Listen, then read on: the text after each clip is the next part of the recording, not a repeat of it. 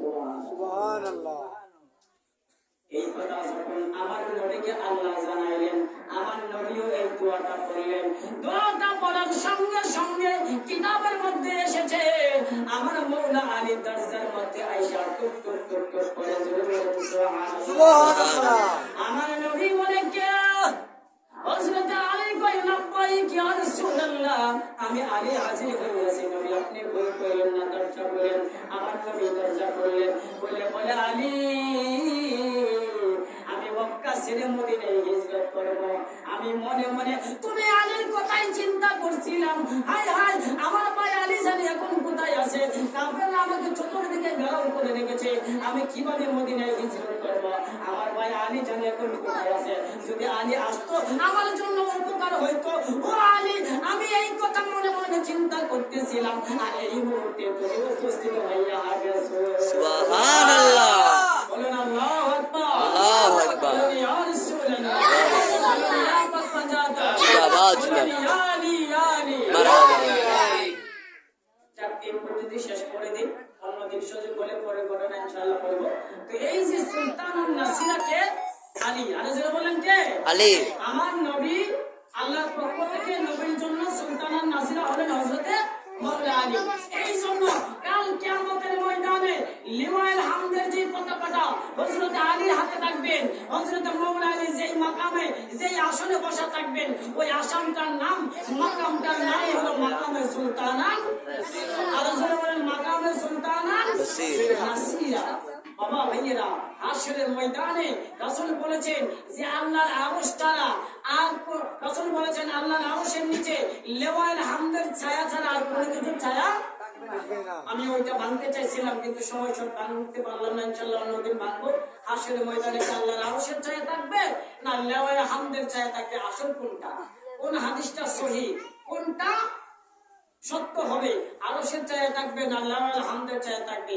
আরশের ছায়া থাকবে এমন হাদিস আছে, আবার লিওয়ায়ে হামদের ছায়া থাকবে এটাও হাদিস শরীফের মধ্যে আছে। রাসূল বলছেন হাশরের ময়দানে লিওয়ায়ে হামদের ছায়া ছাড়া আর কোনো ছায়া থাকবে না।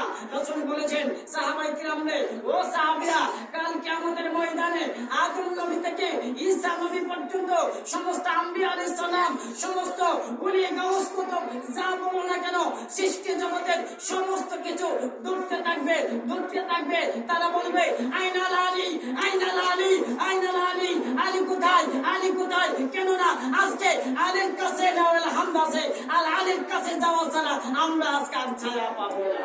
সুবহানাল্লাহ। আল্লাহু আকবার। আরে রিসালাত, ইয়া রাসূলুল্লাহ, আরে হায়দারি, ইয়া আলী, আরে হায়দারি, ইয়া আলী, ইয়া আলী, আরে পাকপাঞ্জাতা, জিন্দাবাদ, আরে তাকবীর। আল্লাহু আকবার। তাহলে হাশরের ময়দানে ছায়া কার কাছে থাকবে? মওলা আলীর কাছে। আর যারা বলেন কার কাছে? মওলা আলী। এখন থেকে ঈসা নবী সমস্ত নবীরা আলী কই, আলীকে খুঁজে বের করো, আলীকে খুঁজে বের করো, এই বলতে বলতে কেন না তারা জানতো, রাসূল বলছেন তারা জানবে যে আলীর হাতে লিওয়ায়ে হামদ থাকবে। আলীর কাছে গেলেই ওই পতাকার ছায়া তারা পাবে, না হলে সূর্যের আলোয় মাথার মগজ গলে গলে পড়বে।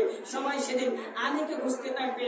সর্বশেষে তারা এই মাকামের দিকে আসবে, আয়েশা দেখবে একটা মাকামের মধ্যে আমি নবী মুস্তাফা থাকবো, আর একটা মাকামের মধ্যে হযরত ইব্রাহিম নবী থাকবে। আমরা দুইজনের মাকামের মাঝখানে একটা মাকাম, ওই মাকামটার নাম হবে মাকামে সুলতানুন নাসিরা। এই মাকামের মধ্যে আমার আলী বসা থাকবে। আদম থেকে ঈসা নবী সবাই আয়েশা আলীর কাছে আশ্রয় চাইবে। সুবহানাল্লাহ।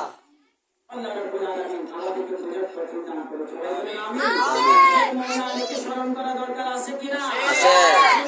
দরকার আছে কিনা? আছে। হাশরের ময়দানে বাঁচা যাবে না। আপনি যদি আহলে বাইত পাকপাঞ্জাত মানেন, তাহলে আল্লাহ রাসূলের দয়ায় আপনি অটোমেটিক লিওয়ায়ে হামদের কাছে পৌঁছে যাবেন। সুবহানাল্লাহ। আপনাকে খুঁজতে হবে না, খুঁজতে হবে না। আমার মওলা আলী আপনাকে খুঁজে ওই লিওয়ায়ে হামদের পতাকার কাছে আপনার ছায়া আশ্রয় দান করবে। সুবহানাল্লাহ। আজকে এই মাহফিলে আমার মামা সাহেবের সাহেব পরিপরি দর্শক এখানে মওলা আলী আশীর্বাদ পালন করে আপনারা ইনশাআল্লাহ করবেন, যার যার বাড়িতে করার চেষ্টা করবেন, অথবা অন্য কেউ যদি করে তাকে সহযোগিতা করার চেষ্টা করবেন। এটা কি আল্লাহ রাব্বুল আলামিন যদি কবুল করেন, তাহলে এটার ওসিলায় আপনারা আমার ঠিক কিনা? এই ওসিলায় হাসরের